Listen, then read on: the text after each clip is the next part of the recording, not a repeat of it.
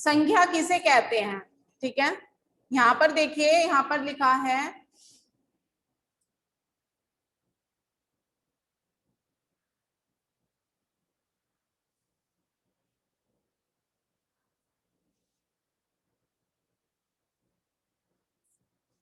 डल झील कश्मीर की प्रसिद्ध झील है, दूर दूर से पर्यटक इसे देखने के लिए आते हैं, ठीक है। यहाँ पर नाम दिया है डल झील, ठीक है, फिर कश्मीर, ठीक है, पर्यटक देखने के लिए आते हैं। इस झील का मुख्य आकर्षण शिकारे या हाउस बोट है, ठीक है।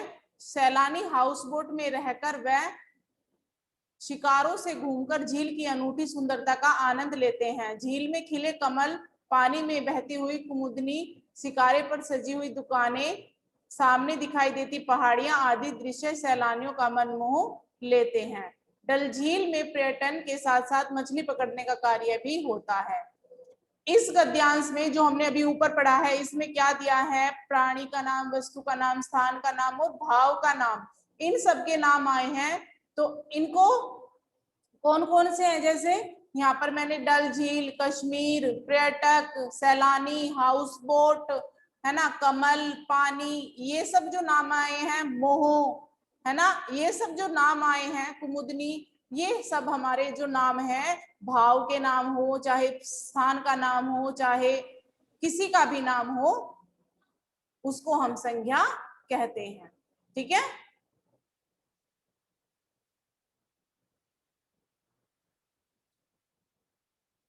यहां पर देखिए, जैसे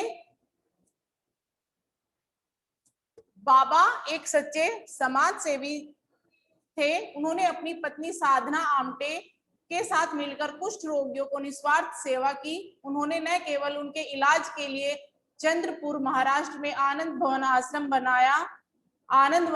बनाया, बल्कि उनको भीख मांगने की जगह तरह तरह के काम सिखाकर आत्मनिर्भर भी बनाया। यहाँ पर जैसे ये आनंद वन आश्रम, भीख, काम, है ना, यहाँ पर फरवरी, निधन, भारत सरकार, गूगल, डूडल, ये जो सब नाम आए हैं, ये सब किसके नाम हैं, संज्ञा। इन सभी नामों को हम क्या कहते हैं, संज्ञा। इन सभी नामों को हम क्या कहते हैं, संज्ञा, ठीक है।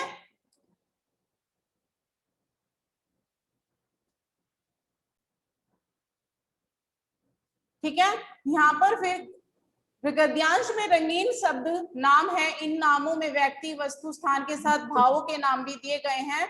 अपने भावों को छोड़कर बाकी नामों को सरलता से पहचान भी लिया है। भावों को छोड़कर नामों को हम आसानी से पहचान लेते हैं। जैसे इसमें भाव कौन कौन से हैं, सेवा, इलाज, है ना, ये सब इसमें भाव के नाम है। सेवा, इलाज, भीख, काम, निधन, समाज सेवा, सम्मान, ये सब किसके नाम है, भावों के नाम है, ठीक है। किसी व्यक्ति, हम इसकी परिभाषा में लिख सकते हैं, किसी व्यक्ति, वस्तु, प्राणी या स्थान के नाम को संज्ञा कहते हैं। जैसे मदर टेरेसा, अस्पताल, रोगी, दवाई, कोलकाता, अपनापन, इलाज आदि, ये सब किसके नाम हुए, संज्ञा के नाम है, ठीक है।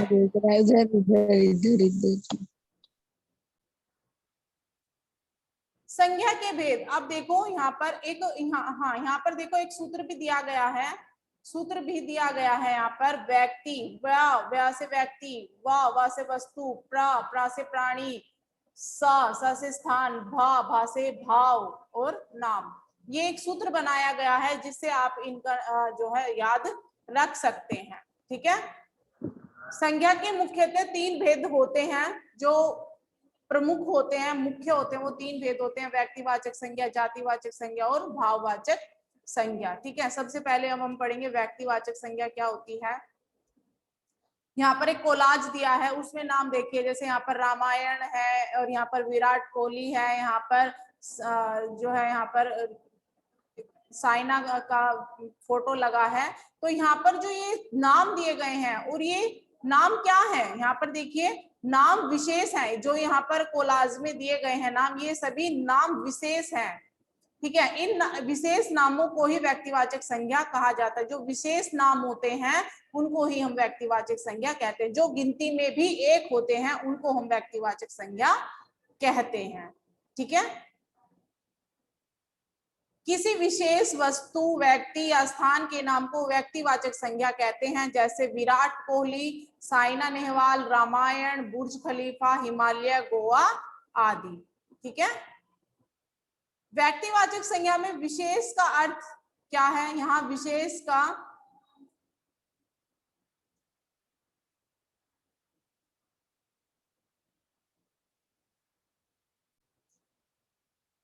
जातिवाचक संज्ञा कोलाज देकर इन्हें पहचानिए। यहाँ पर कोलाज देकर उन्हें पहचानिए। इसमें दिए गए सभी चित्रों के नाम अपने आप में विशेष न होकर अपनी जाति को दर्शा रहे हैं। जैसे यहाँ पर शेर है, पेड़ है, हाथी है ना, कार है।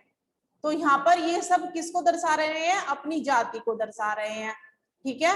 वे सब संज्ञा शब्द जो सामान्य रूप से अपनी पूरी जाति का बोध कराते हैं, अपनी पूरी जाति का बोध कराते हैं, उन्हें जातिवाचक संज्ञा कहते हैं। जैसे शेर, हाथी, लड़के, लड़कियां, सैलानी, नदी, जंगल, पशु, पक्षी, ये सब किस में आते हैं? जातिवाचक में आते हैं। ठीक है। व्यक्तिवाचक संज्ञा व जातिवाचक संज्ञा में अंतर। व्यक्तिवाचक और जातिवाचक संज्ञा में क्या अंतर होता है? जो संज्ञा शब्द किसी, 1 मिनट वेट करना है ना।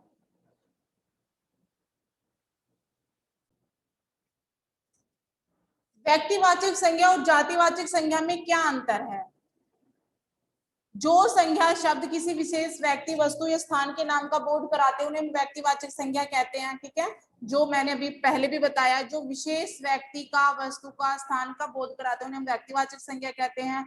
जैसे अमिताभ बच्चन, पुराण, सचिन तेंदुलकर, लाल किला, एवरेस्ट, लखनऊ आदि, ये सब विशेष नाम है, तो ये सब व्यक्तिवाचक में आएंगे। जबकि जो संज्ञा शब्द अपनी सामान्य जाति का बोध करवाते हैं, अपनी पूरी जाति का बोध करवाते हैं, उन्हें हम जातिवाचक संज्ञा कहते हैं। जैसे अभिनेता, अभिनेता तो कोई भी है, बहुत सारे हो सकते हैं अभिनेता। पुस्तक भी बहुत सारी हैं, अपनी पूरी जाति का बोध करा रहे हैं। खिलाड़ी, इमारत, पर्वत, महानगर, ये सब किसमें आएंगे? जातिवाचक संज्ञा में। ठीक है। उदाहरण के तौर पर यहाँ पर देखिए, अमिताभ बच्चन, अगर हमने एक विशेष नाम लिखा है अमिताभ बच्चन, तो वो व्यक्तिवाचक में आ जाएगा। लेकिन हमने लिखा है कुछ अभिनेता, तो अभिनेता व्यक्तिवाचक में न रहकर ये किस में आ जाएगा? जातिवाचक में। किस में आ जाएगा? जातिवाचक। ठीक है। अब इनकी जो पहचान करते हैं हम, वो किस तरह करते हैं?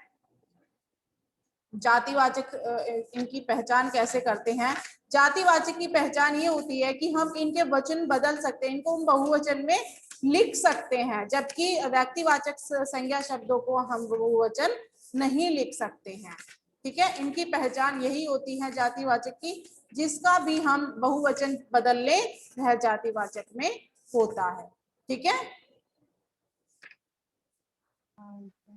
व्यक्तिवाचक संज्ञा का जातिवाचक संज्ञा के रूप में प्रयोग। व्यक्तिवाचक का जातिवाचक में कैसे हम प्रयोग करते हैं? जब कोई व्यक्तिवाचक संज्ञा शब्द किसी विशेष व्यक्ति का बोध न करवाकर समस्त जाति का बोध कराता है, वह जातिवाचक बन जाता है। जैसे अगर हमने नाम लिखा राजा हरिश्चंद्र, ठीक है, राजा हरिश्चंद्र सत्यवादी थे, लेकिन यहाँ पर लिखा है हरिश्चंद्रो, है ना। हरिश्चंद्रों के जैसे हरिश्चंद्रों को लिखेंगे हम, हरिश्चंद्रों की आजकल कमी नहीं है, तो ऐसे अगर हम लिखेंगे तो यहाँ पर हरिश्चंद्रों उनकी उसकी बारे में, उसकी जाति के बारे में बताया गया है, तो वहां पर फिर वो जातिवाचक आ जाएगा। अगर हम नाम लिखकर उन्हीं के बारे में कुछ कह रहे हैं तब वो व्यक्तिवाचक में होगा। अगर हम उदाहरण के तौर पर उनको लिखकर बता रहे हैं तो वो जातिवाचक में होगा। ठीक है। उसके बाद फिर जातिवाचक संज्ञा का व्यक्तिवाचक में कैसे करते हैं? जब कोई जातिवाचक संज्ञा शब्द अपनी सामान्य जाति प्रकट न करके विशेष व्यक्ति का बोध कराता है, उसमें तब वह व्यक्तिवाचक बन जाता है। कैसे? जैसे यहाँ पर देखिए नेताजी, नेताजी यहाँ पर जातिवाचक संज्ञा शब्द है, सुभाष चंद्र बोस के लिए प्रयोग किया गया। नेताजी ने आजाद हिंद फौज का गठन किया, यहाँ पर सुभाष चंद्र बोस के लिए प्रयोग किया गया है, तो यहाँ पर ये व्यक्तिवाचक में आएगा। पंडित जी यहाँ पर पंडित जवाहरलाल नेहरू के लिए प्रयोग किया गया है, तो ये भी व्यक्तिवाचक में आएगा। ठीक है। लेकिन ये दोनों क्या शब्द अगर हम पंडित जी, नेताजी अगर हम किसी और वाक्य में प्रयोग करें तो ये सब क्या होते हैं, जातिवाचक में आते हैं। लेकिन यहाँ पर नेताजी सुभाष चंद्र बोस के लिए प्रयोग किया गया है तो ये किस में आएंगे, व्यक्तिवाचक में। ठीक है। कई बार विशेषण शब्द थोड़ा बदलकर संज्ञा की तरह प्रयोग हो जाते हैं, जैसे अच्छा। अच्छा एक विशेषण शब्द है, लेकिन अच्छे अच्छों से यह सवाल हल नहीं हो सका, यहाँ पर जातिवाचक संज्ञा के रूप में हो गया है।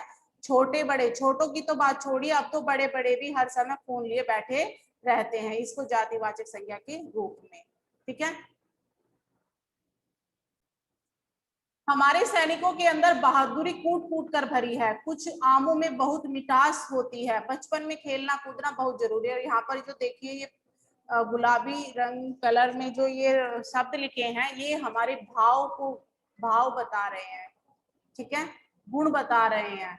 ऊपर दिए गए वाक्यों में बहादुरी, मिठास और बचपन क्रमशः भाव, गुण, अवस्था के नाम दिए। बचपन अवस्था का नाम हो गया है बचपन, इसलिए ये सभी शब्द भाववाचक संज्ञा है। इसे इस रूप में कह सकते हैं, अगर हम इसकी परिभाषा लिखेंगे तो हम कह सकते हैं वे संज्ञा शब्द जो किसी भाव, गुण, अवस्था आदि का बोध कराते हैं उन्हें भाववाचक संज्ञा कहते हैं। जैसे दयालुता, वीरता, कड़वाहट, खटास ये गुण में आ गए, बुढ़ापा, यौवन ये अवस्था में आ गए।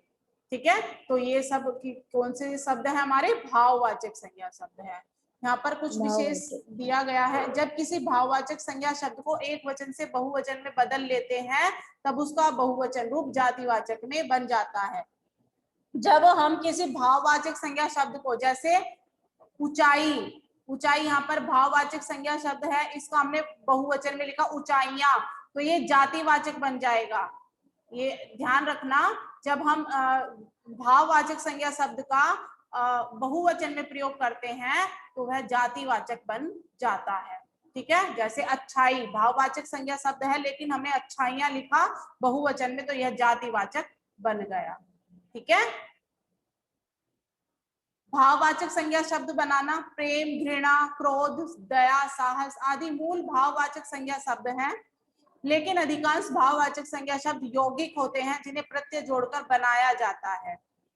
ठीक है, आइए कुछ उदाहरण देखें। यहाँ पर जैसे लड़का, लड़कपन, युवक, यौवन, माता, मातृत्व, सेवक, सेवा, नारी, नारित्व, इस तरह हम भाववाचक संज्ञाएं बनाते हैं। ये जातिवाचक से बनाई हुई है, ये सर्वनाम से बनाई हुई है, ये विशेषण से बनाए हुए हैं भाववाचक संज्ञा, और इधर क्रिया से बनाए गए हैं। जैसे पिटना से पिटाई, रटना से रटंत, भिड़ना से भिड़ंत, छटपटाना से छटपटाहट।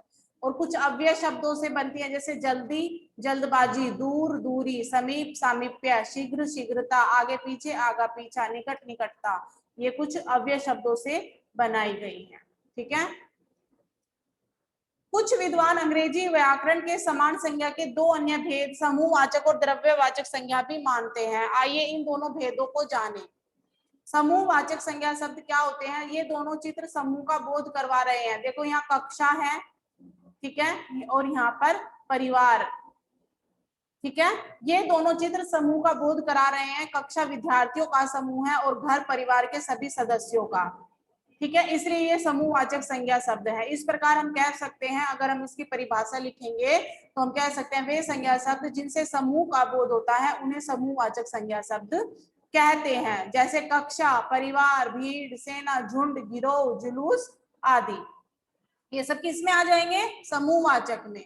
और द्रव्यवाचक क्या होते हैं, ये दोनों चित्र द्रव्य पदार्थ में धातु का बोध करवा रहे हैं। जैसे यहाँ पर देखो नमक, दूध, अंगूठी, है ना, तो ये द्रव्य पदार्थ हो गए हैं, ये धातु हो गई है, तो यहाँ पर ये बोध करा रहे हैं। ठीक है, तो ये हमारे कौन किस में आएंगे, द्रव्यवाचक संज्ञा शब्द में आएंगे। ठीक है। विशेष, इन दोनों भेदों के शब्दों को हिंदी में जातिवाचक संज्ञा ही माना जाता है। ये जो दोनों भेद हैं इनको हम जातिवाचक के ही रूप मानते हैं। द्रव्यवाचक और समूहवाचक को हम जातिवाचक के ही भेद मानते हैं हिंदी में। अंग्रेजी में आप अलग अलग पढ़ते हो, लेकिन हिंदी में इनको जातिवाचक का ही रूप मानते हैं। ठीक है, और ये कुछ पॉइंट्स दिए हैं, इनको पढ़ लीजिएगा आप। ठीक है, और ये नीचे जैसे यहाँ पर मिलान करिए, सचिन तेंदुलकर, गीता एवरेस्ट, यहाँ पर क्या है ये? व्यक्तिवाचक। व्यक्तिवाचक संज्ञा, व्यक्तिवाचक। व्यक्तिवाचक है। ठगी, चोरी, धोखाधड़ी, मैम भाववाचक। भाव। यहाँ पर लिखिए भाववाचक। हीरा, मोती, शहद, गेहूं, क्या जाएगा? द्रव्यवाचक। जातिवाचक। द्रव्यवाचक में। कक्षा, दल, जुलूस, भीड़, ये आ जाएगा समूहवाचक में। तोता, मैना, कोयल, गोरैया, ये आ जाएगा जातिवाचक। यस मैम, हो गया।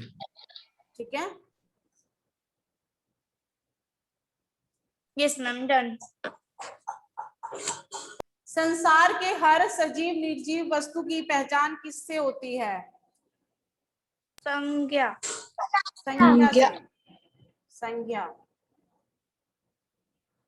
व्यक्तिवाचक संज्ञा के साथ जुड़ा विशेष शब्द उसके एक होने की ओर संकेत करता है या अनेक होने की ओर संकेत करता है? व्यक्तिवाचक, हाँ, अनेक। अनेक की ओर संकेत करता है। व्यक्तिवाचक एक की ओर। एक की ओर मैम संकेत, एक की ओर संकेत करता है, एक होने की ओर संकेत करता है। तो यहाँ पर लिख सकते हैं हम एक होने की ओर।